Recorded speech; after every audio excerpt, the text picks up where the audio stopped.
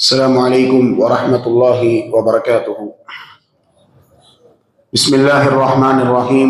الحمد لله رب العالمين والعاقبة للمتقين والصلاة والسلام على رسوله الأمين وعلى آله وأصحابه أجمعين ومن تبعهم بإحسان إلى يوم الدين. أما بعد.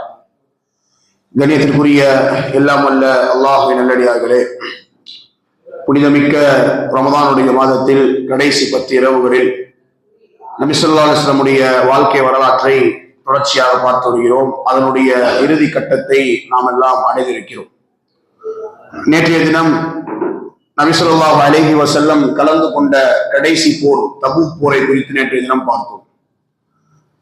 இதற்கு பிறகு அல்லாஹ் சுப்ஹானஹு வ தஆலா நபி ஸல்லல்லாஹு அலைஹி வஸல்லம் அவர்களுக்கு தூதுத்துவத்தை முழுமைப்படுத்திய சில அறிவுரைகளை அல்லாஹ் காட்டினார்.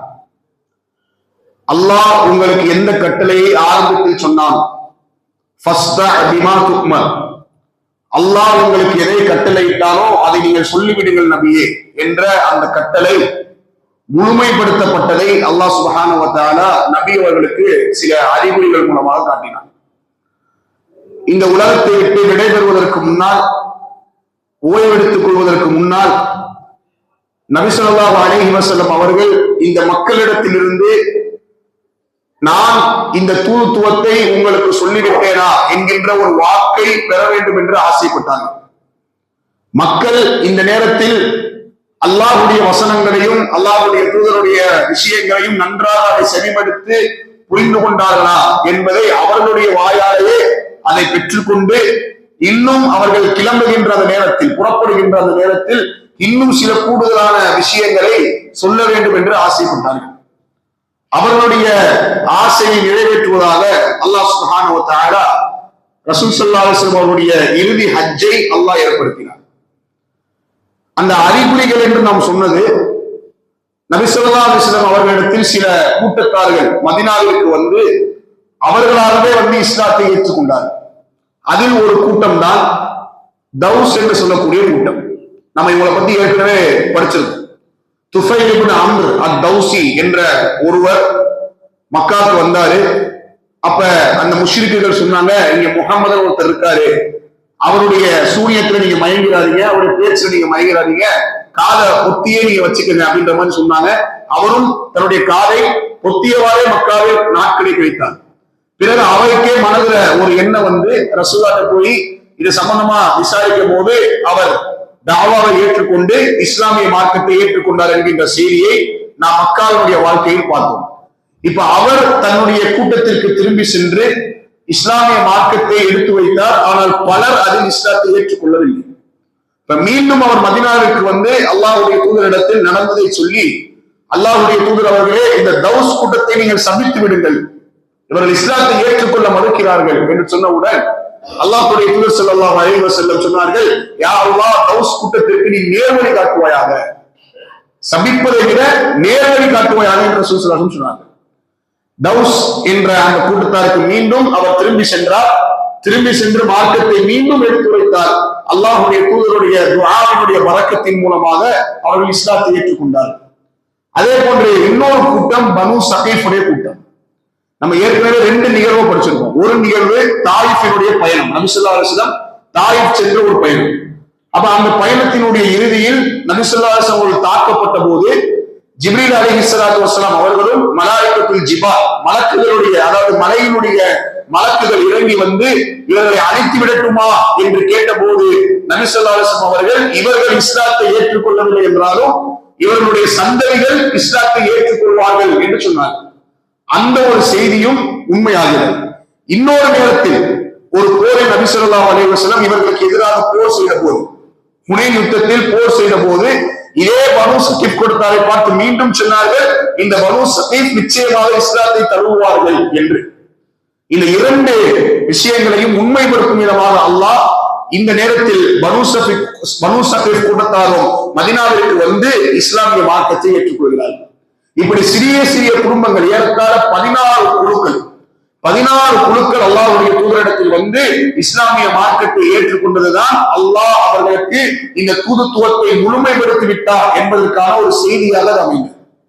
இதற்கு பிறகுதான் ஹஜ்ஜத்துல் விதா என்று சொல்லக்கூடிய அந்த பிரபலயமான தன்னுடைய இறுதி ஹஜ்ஜை நபி ஸல்லல்லாஹு அலைஹி வஸல்லம் அவர்கள் தொடங்குகிறார்கள்.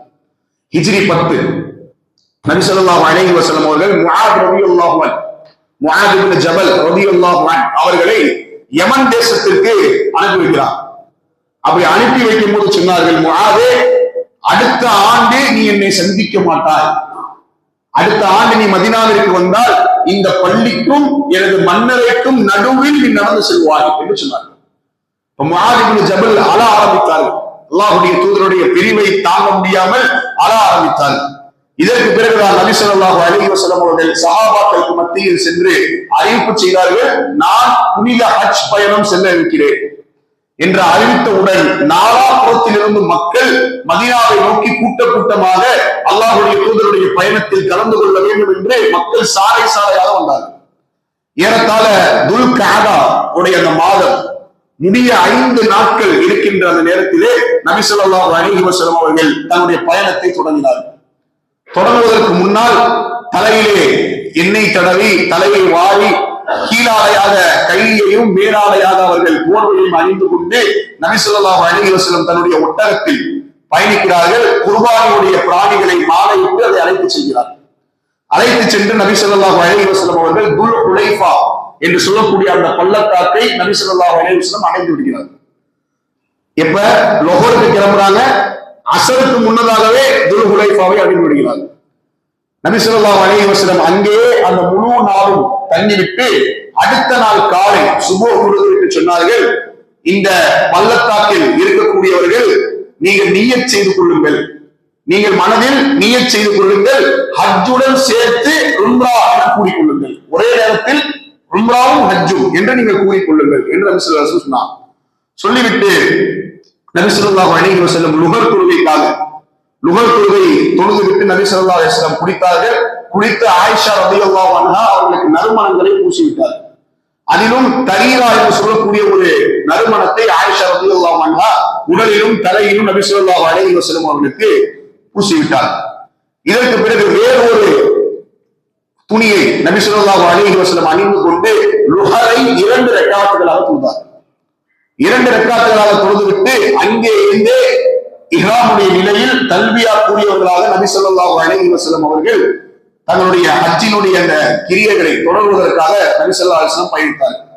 அப்ப தூதுத்துவா என்று சொல்லக்கூடிய அந்த ஒரு இடத்தில் வந்து நபி ஸல்லல்லாஹு அலைஹி வஸல்லம் சுபூஹுடைய தொழுகையை முடித்துவிட்டு உம்ராவுடைய கிரியைகள் எல்லாம் செய்து முடித்தார்கள். ஃபர்ஸ்ட் உம்ராவுடைய எல்லா விஷயங்களையும் செய்து முடித்து விட்டார்கள். ஹஜ்ஜுன் என்று சொல்லக்கூடிய இடத்துல வந்து நபி ஸல்லல்லாஹு அலைஹி வஸல்லம் தங்கினார். இந்த நேரத்துலதான் சில சஹாபாக்கள் அவர்களிடத்தில் குர்பானி பிராணிகள் இல்லை, எங்கள்கிட்ட குர்பானி பிராணிகள் இல்லை அப்படின்னு சொன்னாங்க. இந்த சஹாபாக்கள் நபி ஸல்லல்லாஹு அலைஹி வஸல்லம் என்ன பண்ணாங்க, குர்பானி பிராணிகள் யாரிடத்தில் இல்லையோ அவர்கள் உம்ராவை முடித்துக் கொள்ளட்டும், உம்ராவை முடித்துக் கொண்டு அவர்கள் இஹ்ராமுடைய நிலையிலிருந்து வெளியேறிவிடலாம் என்று நபி ஸல்லல்லாஹு அலைஹி வஸல்லம் சொன்னாங்க. ரெண்டையும் சேர்த்து நம்ம பண்ண போறோம்.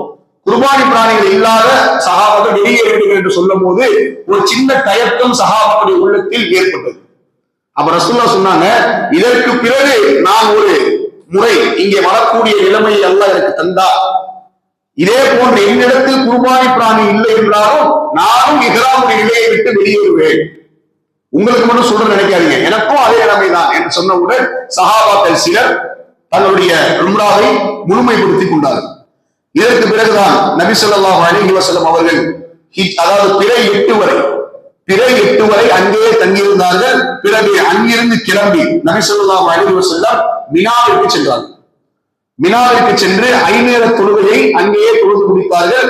ஃபஜ்ருடைய தொழுகைக்கு பின் சூரியன் உதயமாகி சற்று நேரத்திலே நபி ஸல்லல்லாஹு அலைஹி வஸல்லம் அரஃபாவை நோக்கி பயணமானார்கள். அரஃபாவை நபி ஸல்லல்லாஹு அலைஹி வஸல்லம் அவர்களுக்கு நமீரா என்று சொல்லக்கூடிய இடத்தில் ஒரு மிகப்பெரிய ஒரு கூடாரம் ஒன்று அமைக்கப்பட்டிருந்தது. ஏறத்தாழ 1,24,000 சஹாபாக்களில் இருந்து 1,44,000 சஹாபாக்கள் வரை 2 எண்ணிக்கை சொல்லப்படும். நம்ம அதிகபட்சம் எடுத்தாலுமே 1,44,000 சஹாபாக்கள் அங்கே ஒன்று கூடியிருந்தார்கள். அவர்களுக்கு மத்தியில் நபி ஸல்லல்லாஹு அலைஹி வஸல்லம் உரை நிகழ்த்துகிறார்கள். மக்களை பார்த்து சொன்னார்கள், குது அன்னி மனாசிக்கக்கும், மக்களே என்னிடத்திலிருந்து ஹஜ்ஜினுடைய கிரியைகளை நீங்கள் கற்றுக்கொள்ளுங்கள், ஏனென்றால் அடுத்த ஆண்டு நான் உங்களோடு இருப்பேனா என்று எனக்கு தெரியாது. தெரியாது என்று சொல்லிவிட்டு சொன்னார்கள், மக்களே இந்த மாதம் என்ன மாதம் என்று கேட்டார்கள். சஹாபாக்கள் அறிந்திருந்தும் சொன்னார்கள், அல்லாஹு வ ரசூலுஹு அலம், அல்லாஹும் அல்லாஹுடைய தூதருமே நன்கறிந்தவர்கள். இது எந்த இடம் என்று சொன்னார்கள், கேட்டார்கள். அதே பதில் மீண்டும் சஹாபாக்கள் சொன்னார்கள். இது எந்த நாள் என்று கேட்டபோது அதே பதிலை மீண்டும் சஹாபாக்கள் சொன்னார்கள். பிறகு நபி ஸல்லல்லாஹு அலைஹி வஸல்லம் அவர்கள் சொன்னார்கள், இது துல் ஹஜ்ஜுடைய பிறை 9, இது புனிதமான அரஃபாவுடைய இடம், இது புனிதமிக்க மாதமான துல் ஹஜ்ஜுடைய மாதம். எப்படி அல்லாஹ் இதை எல்லாவற்றையும் புனிதமாக ஆக்கியிருக்கிறானோ அதே போன்று உங்களுடைய சகோதரனுடைய இரத்தமும் அவனுடைய மானமும் உங்களுக்கு புனிதமானது. அதை நீங்கள் பேணி பாதுகாத்துக் கொள்ளுங்கள். இன்றைய தினம் எல்லா பிதஅத்துகளையும் ஷிர்க்கையும் எல்லாவற்றையும் என்னுடைய காலுக்கு கீழ் போட்டு நான் மிதித்து விட்டேன். இன்றைய தினம் தௌஹீத் கலிமத்துல்லாஹ், அல்லாஹ்வுடைய வார்த்தை மட்டுமே ஓங்கி இருக்கும் என்று சொன்னார். அதே நேரத்தில் நபி ஸல்லல்லாஹு அலைஹி வஸல்லம் அவர்கள் சொன்னார்கள், யார் ஒருவர் ஒரு குற்றத்தை செய்கிறாரோ அந்த குற்றத்திற்கு அவரே பொறுப்பாளர். வலா தஸிரு வாஸிரத்து விஸ்ர உக்ரா, அல்லாஹ் குர்ஆன்ல சொல்றான். ஒருவருடைய சுமையை மற்றொருவர் சுமக்க மாட்டார். நீங்கள் செய்த பிள்ளைகளுக்கு நீங்களே பொறுப்புதார்கள் என்று நபி ஸல்லல்லாஹு அலைஹி வஸல்லம் அவர்கள் சொல்லிவிட்டு சொன்னார்கள். அடுத்ததாக, என்னுடைய குடும்பத்தில் இருந்து செய்யப்பட்ட முதல் கொலை, அந்த கொலைக்கான பழிவாங்குதலை நான் கைவிட்டு விட்டேன். அதுபோன்று நீங்களும் அறியாமை காலத்தில் செய்யப்பட்ட அந்த கொலைகளுக்கான பழிவாங்குதலை நீங்களும் கைவிட்டு விடுங்கள். யாராவது உங்களுக்கு அந்த வட்டியை செலுத்த வேண்டிய நபர்கள் இருந்திருந்தால், நான் அறியாமை காலத்தில் இருந்த அந்த வட்டியை நான் தடை செய்து விட்டேன். குறிப்பாக அப்பாஸ் இப்னு அப்துல் முத்தலிப் ரலியல்லாஹு அன்ஹு அவர்கள் எனக்கு தர வேண்டியதை நான் இந்த இடத்தில் தடை செய்து விட்டேன், நீங்களும் தடை செய்து கொள்ளுங்கள் என்று நபி ஸல்லல்லாஹு அலைஹி வஸல்லம் சொன்னார்கள். சொல்லிவிட்டு மறுமையை குறித்து அந்த மக்களுக்கு நினைவுபடுத்தினார்கள். மக்களே, நிச்சயமாக ஒரு நாள் நீங்கள் உங்களுடைய அல்லாஹ்வை சிந்திப்பீர்கள். மாலிகி யௌமித்தீன், அந்த நாளினுடைய அரசன் உங்களிடத்தில் உங்களுக்கான அந்த கணக்குகளை அல்லாஹ் கேள்வியாக எழுப்புவார். நீங்கள் செய்த ஒவ்வொன்றை குறித்தும் நாளை மறுமையில் நீங்கள் விசாரிக்கப்படுவீர்கள். அதே நேரத்தில் உங்களுக்கு பகிரங்கமான ஒரு எதிரி இருக்கிறார். இன்னஹு லக்கும் அதுவும் முபீன், பகிரங்கமான அந்த எதிரி ஷைத்தான் உங்களை வழிகெடுத்து விட வேண்டாம். அவரிடத்தில் நீங்கள் மிக பக்குவமாக நீங்கள் நடந்து கொள்ளுங்கள் என்று சொல்லிவிட்டு சொன்னார்கள். நபி ஸல்லல்லாஹு அலைஹி வஸல்லம் அவர்கள் இந்த நாளில் அந்த இனவெறியை, ஜாதி வெறியை நபி ஸல்லல்லாஹு அலைஹி வஸல்லம் உடைத்திருந்தார்கள். சொன்னார்கள், லா ஃபதுல லில் அரபி அலல் அஜமி, ஒரு அரபியரை விட ஒரு அஜமி சிறந்தவர் அல்ல. லா ஃபதுல லில் அஜமி அலல் அரபி, அரபி பேசாதவர் அரபி பேசுபவரை விட ஒருபோதும் சிறந்தவர் அல்ல. யார் சிறந்தவர்? உங்களில் யார் அல்லாஹ்வை அதிகம் பயந்தார்களே அவர்கள் சிறந்தவர். அல்லாஹ் குர்ஆனில் சொல்கிறார், இன்னா கலக்னாக்கும் மின் ذكرٍ وأنثى, ஒரு ஆண் ஒரு பெண்ணிலிருந்து உங்களை படைத்தோம்.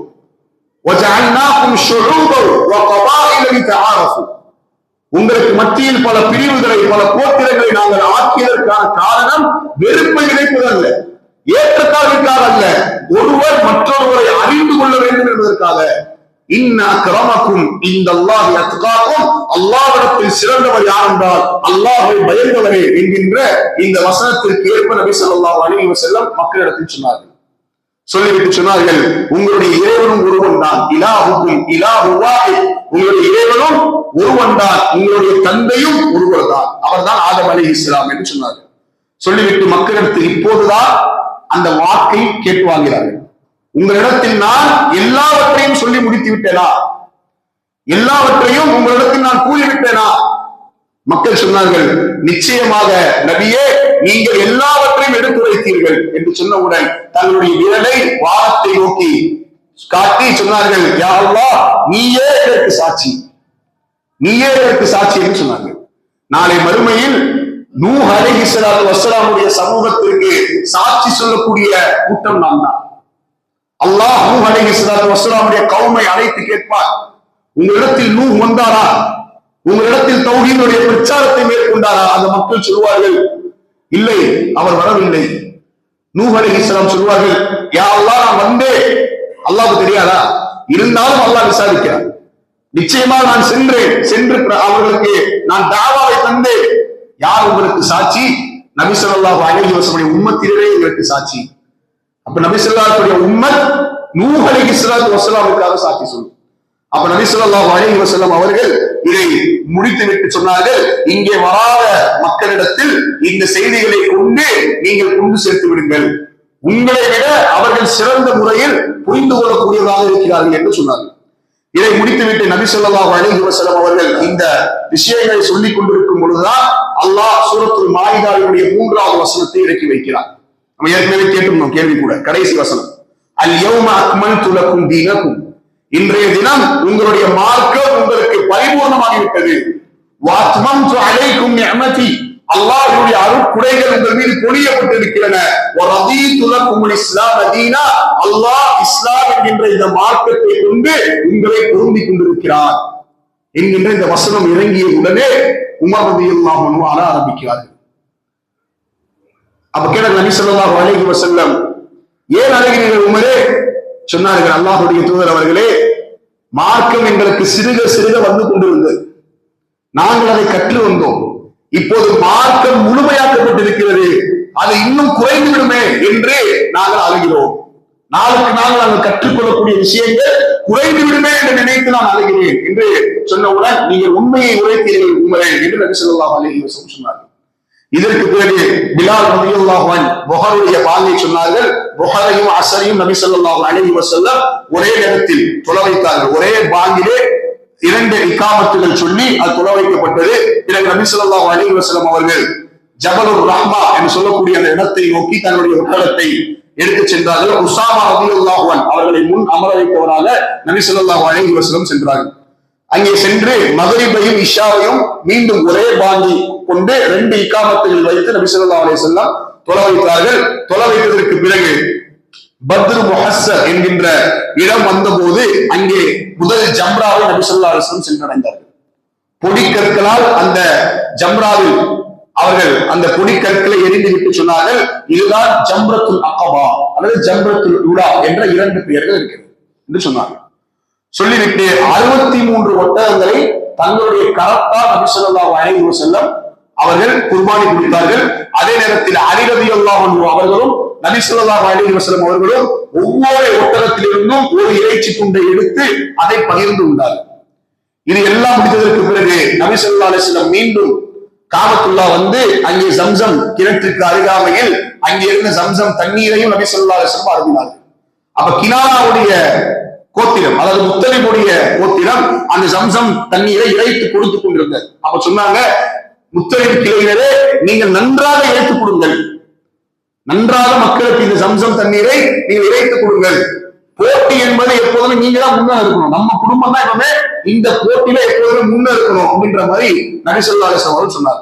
சொன்னதற்கு பிறகு 11, 12, 13 3 நாட்கள் ஐயாமு தஷ்ரீக் என்று சொல்லக்கூடிய அந்த 3 நாட்களும் நபி ஸல்லல்லாஹு அலைஹி வஸல்லம் மினாவிலே தங்கி தன்னுடைய ஹஜ்ஜினுடைய கடமையை முழுமைப்படுத்தினார்கள். ஒரு அறிவிப்பு புகாரியினுடைய அறிவிப்பில் வருகிறது, இந்த 3 நாட்களும் நபி ஸல்லல்லாஹு அலைஹி வஸல்லம் உரையாற்றிக் கொண்டே இருந்தார்கள் மக்களிடத்தில் என்ற ஒரு அறிவிப்பு வருகிறது. இப்படி இந்த செய்தி வந்ததற்கு பிறகுதான் சூரத்துன் நஸ்ரை அல்லாஹ் இறக்குகிறான். இதா ஜாஅ நஸ்ருல்லாஹி வல் ஃபத்ஹ், நபியே, அல்லாஹ்வுடைய உதவியும் வெற்றியையும் வருவதை நீங்கள் பார்ப்பீர்கள். வரஐத الناس يدخلون في دين الله افواجا, சாலை சாலையாக மக்கள் இந்த தீனுல் இஸ்லாமில் நுழைவார்கள். அப்ப நீங்கள் என்ன செய்ய வேண்டும்? பெருமை அடித்து விடக்கூடாது, கர்வம் வந்து விடக்கூடாது. ஃபஸப்பிஹ் பிஹம்தி ரப்பிக வஸ்தக்ஃபிர், உங்களுடைய இறைவனை நீங்கள் துதியுங்கள், அவனை புகழுங்கள், அல்லாஹ்விடத்தில் பாவ மன்னிப்பு தேடுங்கள். இன்னஹு கான தவ்வாபா, அவனே உங்களுடைய பாவங்களை மன்னிக்க கூடியவராக இருக்கிறார். இந்த இடத்துல அல்லாஹ் ஒரு செய்தியை நமக்கு கற்றுக் கொடுக்கிறார். ஒரு புகழ், ஒரு வெற்றி நமக்கு வரும் பொழுது எந்த நேரமும் கர்வம் நம்முடைய உள்ளத்தில் வந்து விடக்கூடாது.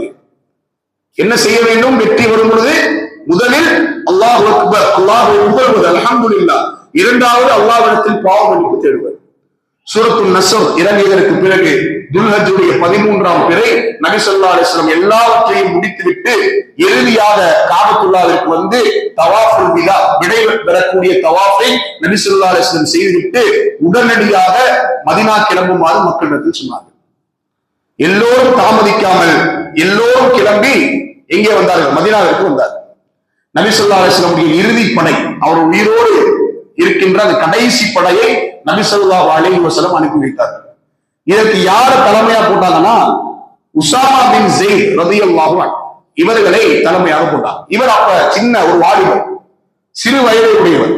இவரை தலைமையா போட்ட உடனே நிறைய சஹாபாக்களுக்கு மத்தியில ஒரு பெரிய கருத்து வேறுபாடு வந்தது. ஒரு சிறிய வாலிபர் எப்படி இவ்வளவு பெரிய படைக்கு தலைமை தாங்க முடியும் அப்படின்னு ஒரு பிரச்சனை வந்த உடனே நபி ஸல்லல்லாஹு அலைஹி வஸல்லம் சொன்னார்கள், அவருடைய தலைமையை யார் இடிக்குறைத்தீர்களோ, அதை யார் குறைத்து மதிப்பிட்டீர்களோ, அவருடைய தந்தையினுடைய தலைமைத்துவத்தையும் நீங்கள் குறைத்து மதிப்பிட்டு விட்டீர்கள். அதே நேரத்தில் இவரே தகுதியானவர், இவரே ஏற்றவர், இந்த படை சென்றே ஆக வேண்டும் இவருடைய தலைமையில் என்பதை நபி ஸல்லல்லாஹு அலைஹி வஸல்லம் உறுதியா இருந்தாங்க. சஹாபாக்கள் இதற்கு பிறகு எல்லோரும் கிளம்பி ஹிஜ்ரி 10 8 கிலோமீட்டர் தூரத்தில் உள்ள ஜுரூஃப் என்ற ஒரு இடத்தை இந்த படை சென்றடைகிறது. இந்த நேரத்துல தான் இந்த படைக்கு ஒரு செய்தி வருது, நபி ஸல்லல்லாஹு அலைஹி வஸல்லம் உடல்நிலை மிக மோசமாக இருக்கிறது என்ற அந்த செய்தி வருது. வந்த உடனே என்ன பண்றாங்க, கொஞ்சம் தாமதிக்கிறான், அந்த படை கிளம்பாம தாமதிக்கிறான். பிறகு நபி ஸல்லல்லாஹு அலைஹி வஸல்லம் மரணம் செய்தவரை எட்டும் பொழுது திரும்பி எங்கே வந்துடுறாங்க, மதீனாக்கே வந்துடுறாங்க. இந்த படை எப்போது கிளம்பியது என்றால் மீண்டும் அபூபக்கர் ரலியல்லாஹுடைய ஹிலாஃபத்தில் தான் மீண்டும் இந்த படை மீண்டும் கிளம்பி செல்கிறது. இதற்கு பிறகு நபி ஸல்லல்லாஹு அலைஹி வஸல்லம் அவர்கள் தங்களுடைய இறுதி நாட்களை எண்ணிக்கொண்டிருந்தார்கள். நபி ஸல்லல்லாஹு அலைஹி வஸல்லம் அந்த நேரத்தில் தான் ஜிப்ரீல் அலைஹிஸ்ஸலாம் அவர்கள் வந்தார்கள். என்ன பண்ணாங்கன்னா 2 முறை குர்ஆனை நபி ஸல்லல்லாஹு அலைஹி வஸல்லம் ஓதி காமிச்சாங்க, 2 முறை. அதே மாதிரி நபி ஸல்லல்லாஹு அலைஹி வஸல்லம் அவர்களும் 2 முறை ஜிப்ரீல் அலைஹிஸ்ஸலாம் ஓதி காமிப்பாங்க. எப்பவுமே ஒரு முறை தான், இது வழக்கத்திற்கு மாறா இருந்துச்சு. இது எல்லாமே அல்லாஹ் என்ன பண்ணா, நீங்கள் விடைபெற போகிறீர்கள் என்கின்ற அந்த சயின்ஸா அல்லாஹ் காட்டிட்டே இருக்கும். இப்படி நாட்கள் கழிய முஹர்ரம் முடிந்து சஃபர் பிறந்தது. சஃபர் பிறந்து ரபியுல் அவ்வல் தொடங்குகிறது. நபி ஸல்லல்லாஹு அலைஹி வஸல்லம் அவர்கள் ஒரு ஜனாசாவை அடக்கம் செய்வதற்காக ஜன்னத்துல் பக்கீக்கு செல்கிறார்கள். ஜன்னத்துல் பக்கீக்கு சென்று அங்கே ஜனாசாவை அடக்கம் செய்துவிட்டு அங்கே நின்று கொண்டு சொன்னார்கள், நீங்கள் இருக்கின்ற நிலை நான் இருக்கின்ற நிலையை விட சிறந்தது. ஏன் அக்பரத்தில் ஃபித்ன், நாளுக்கு நாள் ஃபித்னாக்கள் குழப்பங்கள் அதிகரித்துக் கொண்டே செல்கின்றன. நீங்கள் இப்போது இருக்கின்ற இடம் சிறந்த இடம். நிச்சயமாக நானும் இன்ஷா அல்லாஹு லாஹிகும், நிச்சயமாக நானும் உங்களை பின்தொடர இருக்கிறேன் என்று நபி ஸல்லல்லாஹு அலைஹி வஸல்லம் நீண்ட நேரம் அங்கே ஜன்னத்துல் பக்கீயில் நின்று பிரார்த்தனை செய்துவிட்டு நபி ஸல்லல்லாஹு அலைஹி வஸல்லம் அவர்கள் மீண்டும் வீட்டுக்கு வராங்க. வருகின்ற நேரத்திலேயே மிகப்பெரிய உச்சபட்ச காய்ச்சல் அவர்களை பிடித்துக் கொள்கிறது. காய்ச்சலும் தலைவலியும் தான் நபி ஸல்லல்லாஹு அலைஹி வஸல்லம் வந்த முதல் நோய். வீட்டுக்கு போறாங்க, அங்கே போய் பார்த்தா ஆயிஷா ரலியல்லாஹு அன்ஹா தலையை பிடிச்சு கொண்டாங்க. அல்லாஹ்வுடைய தூதர் அவர்களே எனக்கும் தலைவலி என்று சொன்ன உடனே நபி ஸல்லல்லாஹு அலைஹி வஸல்லம் அந்த நேரத்துல கிண்டலா சொன்னாங்க. எப்படின்னா ஆயிஷா ரலியல்லாஹு அன்ஹா தலையை பிடிச்சிட்டு சொன்னாங்க, எனக்கு இந்த தலைவலி எந்த அளவுக்கு மோசமா இருக்குன்னா இதே தலைவலியில் நான் இறந்து விடுவேனோ என்ற பயம் எனக்கு இருக்கு. அந்த நேரத்தில் கூட நபி ஸல்லல்லாஹு அலைஹி வஸல்லம் அந்த நேரத்தில் கூட ஒரு நகைச்சுவையாக சொன்னாங்க, ஆயிஷாவே எனக்கு முன்னால் நீ இறந்து விட்டால் அது சிறப்பு தானே, என்னுடைய கரத்தால் உன்னை நான் குளிப்பாட்டுவேன், உனக்கு கஃனிடுவேன், உன்னை இறங்கி நான் அடக்கம் செய்வேன், இது சிறப்பு தானே. அப்ப ஆயிஷா ரலியல்லாஹு அன்ஹா சொன்னாங்க, எல்லாம் செய்திங்க கரெக்ட், அடுத்த நாள் புது மாப்பிள்ளை ஆயிடுவீங்களே, எல்லாம் செஞ்சுட்டு அடுத்த நாள் நீங்க புது மாப்பிள்ளை ஆயிடுவீங்களே அப்படின்ற உடனே ஒரு சிறிய நகைச்சுவை ஏற்படுகிறது. இந்த நோய் நாளுக்கு நாள் அதிகமாகும். சஹாபாக்கள் நினைத்துக் கொண்டார்கள், எப்போதும் நபி ஸல்லல்லாஹு அலைஹி வஸல்லம் வர ஒரு நோய் தான், இது சரியாயிரும், ரசூலுல்லாஹ் மீண்டு வந்துருவாங்க அப்படின்னு நினைச்சாங்க. ஆனா ரசூலுல்லாஹ்க்கு நல்லாவே தெரியும், இதுவே என்னுடைய கடைசி நோயாக அமையும் அப்படிங்கிற ஒரு தெரியும். ஒரு முறை நபி ஸல்லல்லாஹு அலைஹி வஸல்லம் இது சம்பந்தமா தான் ரசூலுல்லாஹ் என்ன பண்ணாங்கன்னா மிம்பர்ல ஏறி உரை நிகழ்த்திட்டு இருக்காங்க. அப்ப சொன்னாங்க, ஒரு அடியாருக்கு அல்லாஹ் 2 ஆப்ஷனை கொடுத்தான். ஒரு அடியாருக்கு அல்லாஹ் 2 ஆப்ஷனை கொடுத்தான். ஒண்ணு இந்த உலகத்தையும் இந்த உலகத்தினுடைய செல்வத்தையும், 2வது மறுமையும் அல்லாஹ்வை சந்திப்பதை. அந்த அடியாரோ மறுமையையும் அல்லாஹ்வை சந்திப்பதையுமே அவர் ஏற்றுக்கொண்டார் அப்படின்னு ரசூலுல்லாஹ் சொன்னாங்க. சொன்ன உடனே அபூபக்கர் சித்திக் ரலியல்லாஹு அன்ஹு அழ ஆரம்பித்தார்கள். அப்ப மக்கள் எல்லாம் சுட்டி இருந்தவர்கள் பேசிக் கொண்டார்கள், ரசூலுல்லாஹ் ஏதோ ஒரு ஆளை பத்தி சொல்றாங்க, யாரோ ஒருத்தரை பத்தி பேசுறாங்க, ஏன் இவர் இந்த வயோதிகர் அழுகிறார் என்ற உடனே ரசூல் ஸல்லல்லாஹு அலைஹி வஸல்லம் அந்த நேரத்துல சொன்னாங்க, உங்களிலேயே மிக சிறந்து விளங்கக்கூடியவர் அபூபக்கர் ரலியல்லாஹு அன்ஹு. அவர் விளங்கிக் கொண்டார். அந்த அடியார் யார் என்றால் தன்னை தான் நபி ஸல்லல்லாஹு அலைஹி வஸல்லம் சொல்கிறார்கள் என்பதை அபூபக்கர் ரலியல்லாஹு அன்ஹு அவர்கள் புரிந்து கொண்டார். ஏன்னா எப்போதுமே எல்லா நபிமார்களுக்குமே அல்லாஹ் சுப்ஹானஹு வ தஆலா 2 வாய்ப்பு கொடுப்பான். எல்லா நபிமார்களுக்குமே. மூசா அலைஹிஸ்ஸலாத்து வஸ்ஸலாமுடைய ஒரு செய்தி நமக்கு ஹதீஸ் கிரந்தங்கள்ல பதிவு செய்யப்பட்டிருக்கு. மூசா அலைஹிஸ்ஸலாத்து வஸ்ஸலாமிடத்தில் உயிரை பறிக்கக்கூடிய மலக்குல் மௌத் வருகிறார். வந்த உடனே மூசா அலைஹிஸ்ஸலாம் கேட்கிறாங்க, என்னுடைய உயிரை பறிக்க நீங்க வந்திருக்கீங்களா? இந்த நேரத்துல நான் மரணமாகிறதுக்கு இல்லை, எனக்கு விருப்பம் இல்லை அப்படின்னு சொல்லி அவளை ஓடி அடிச்சிடறாங்க. அடித்த உடனே அவனுடைய கண் பிதுங்கி விடுகிறது. அந்த மலக்குல் மௌத் மீண்டும் அல்லாஹ்விடத்தில் சென்று சொல்கிறார், என் இறைவா, மரணத்தை வெறுக்கக்கூடிய ஒருவருக்கு என்னை நீ அனுப்பினாய் என்று சொன்ன உடனே அப்ப அல்லாஹ் சொன்னா, ஒரு மாட்டினுடைய ரோமம், மாட்டை நீங்க எடுத்து செல்லுங்கள். அந்த மாட்டினுடைய ரோமத்தில் மூசா அலைஹிஸ்ஸலாத்து வஸ்ஸலாம் அவரை கை வைக்க சொல்லுங்க. அவருடைய கைகளுக்கு உள்ளே எத்தனை ரோமங்கள் வருகிறதோ அத்தனை ஆண்டுகள் இந்த உலகத்தில் அவர் வாழ்ந்து கொள்ளலாம் என்பதை நீங்கள் சொல்லுங்கள் அப்படின்ற உடனே மீண்டும் அந்த மலக்குல் மௌத் வந்து அதையே சொன்னார். அப்ப மூசா அலைஹிஸ்ஸலாம் அந்த ரோமத்துல கை வச்சுட்டு கேட்டாங்க, இதற்கு பிறகு என்ன அப்படின்னு கேட்டாங்க. இத்தனை வருஷம் வாழ்ந்ததுக்கு அப்புறம் அதுக்கப்புறம் மௌத்து தான் அப்படின்ற உடனே அப்ப நான் இப்போதே என் அல்லாஹ்வை சந்திக்க விரும்புகிறேன் என்று அவங்க சொன்னாங்க. அப்ப எல்லா நபிமார்களுக்கும் அல்லாஹ் கொடுக்கக்கூடிய இந்த ஆப்ஷன் நபி ஸல்லல்லாஹு அலைஹி வஸல்லம் கொடுத்தாங்க. அதே நேரத்துல நபி ஸல்லல்லாஹு அலைஹி வஸல்லம் அவர்களுக்கு இன்னொரு ஒரு விஷயம் அப்படின்னா, அவர்கள் எங்கே மரணிக்கிறார்களோ அங்கேதான் அடக்கம் செய்யப்பட வேண்டும் என்கின்ற ஒரு விதியையும் நபி ஸல்லல்லாஹு அலைஹி வஸல்லம் சொல்லி வைத்திருந்தார். இப்படி இந்த வியாதி நாளுக்கு நாள் அதிகமாகிறது. அபூபக்கர் ரலியல்லாஹு அன்ஹு இந்த அழுகையை பிற மக்களும் புரிந்து கொள்கிறார்கள். புரிந்து கொண்டதற்கு பிறகு நபி ஸல்லல்லாஹு அலைஹி வஸல்லம் சொன்னார்கள், இந்த உலகத்தில் உற்ற தோழராக எனக்கு அபூபக்கர் ரலியல்லாஹு அன்ஹு இருந்தார்கள். மஸ்ஜித் நபவியினுடைய எல்லா வாசல்களையும் நீங்கள் அடைத்து விடுங்கள், அபூபக்கர் ரலியல்லாஹு அன்ஹு வீட்டை நோக்கி செல்லக்கூடிய வாசலை தவிர. இந்த உலகத்தில் எல்லோரும் செய்த உதவிக்கு நான் கைமாறு செய்திருப்பேன், இல்லா அபூபக்கர், அபூபக்கரை தவிர. நாளை மறுமையில் நான் அவருக்கு அதுக்கான கைமாறி நான் செய்வேன் என்று நபி ஸல்லல்லாஹு அலைஹி வஸல்லம் அவர்கள் சொன்னார்கள். இதற்கு பிறகு நோய் அதிகமாகிறது. சஹாபாக்களுக்கும் நாளுக்கு நாள் அவருடைய எதிர்பார்ப்பு சற்று குறைய ஆரம்பிக்கிறது. இன்ஷா அல்லாஹ் என்ன நடந்தது என்பதை இன்ஷா அல்லாஹ் நாம் நாளைய தினம் பார்ப்போம். அல்லாஹ் சுப்ஹானஹு வ தஆலா எதை கேட்டும் அதன்படி விளக்கக்கூடிய பாக்கியத்தை கொடுப்பார். இந்த நேரத்துல நேற்று சகோதரருக்கு ஒரு கேள்வி வச்சிருந்தார். அதாவது முனாஃபிக்குகளை ஏன் கொலை செய்யவில்லை நபி ஸல்லல்லாஹு அலைஹி வஸல்லம்.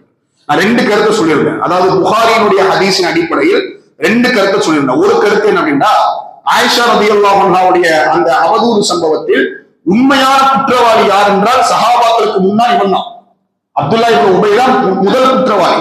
அப்ப நபி ஸல்லல்லாஹு அலைஹி வஸல்லம் அவர்கள் அந்த சஹாபாக்களுக்கு 80 கசேடிகள் கொடுத்தார். மிஸ்தாஹ் ரலியல்லாஹு அன்ஹு அவர்களுக்கும் இன்னும் 2 பேருக்கு 80 கசேடிகள் கொடுத்தாங்க.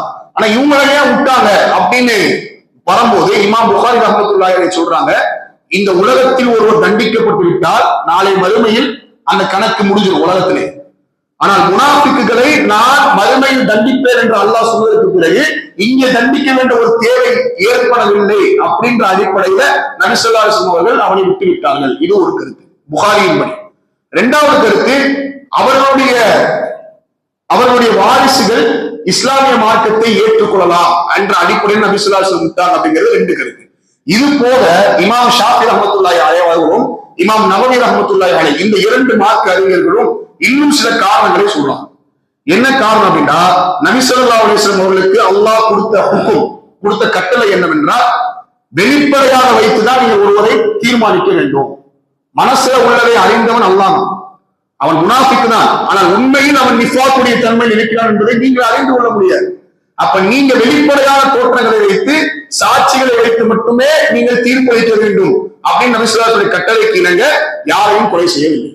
இன்னொரு கருத்து இமாம் நவவி ரஹ்மத்துல்லாஹி கருத்து என்னவென்றால், ஒருவேளை நபி ஸல்லல்லாஹு அலைஹி வஸல்லம் கொலை செய்திருந்தால் அவங்கள ஏற்கனவே அவதூறு பரப்புற ஸ்பெஷலிஸ்ட் யாரோ யூதரும் இந்த முனாஃபிக்குகளும் நாளைக்கு எப்படி அவதூறு பரப்புவாங்கன்னா, லா இலாஹ இல்லல்லாஹ் சொன்ன முஸ்லிமையே முஹம்மது ஸல்லல்லாஹு அலைஹி வஸல்லம் கொலை செய்து விட்டார் அப்படின்ற ஒரு சமூகத்தில் ஒரு பிரச்சனை வரும் என்கின்ற கருத்தை கொண்டு நபி ஸல்லல்லாஹு அலைஹி வஸல்லம் அவர்கள் அவர்களை விட்டார்கள் என்ற இந்த கருத்துகள் ஹதீஸின் படியும் மார்க்க அறிஞர்களுடைய கருத்துகள் படி நமக்கு தெரிய வருகிறது. இதுதான் உங்களுக்கான தெளிவான ஒரு பதில். இன்ஷா அல்லாஹ் அல்லாஹ் சுப்ஹானஹு வ தஆலா நம்முடைய எல்லா பாவங்களையும் மன்னித்து உயர்ந்த சொர்க்கத்தில் நபி ஸல்லல்லாஹு அலைஹி வஸல்லம் அவர்களோடு ஒன்றாக இருக்கக்கூடிய பாக்கியத்தை கொடுப்பானாக. வாஹிரு தஅவானா அனில் ஹம்துலில்லாஹி ரப்பில் ஆலமீன். அஸ்ஸலாமு அலைக்கும் வரஹ்மத்துல்லாஹி வ பரகாத்துஹு.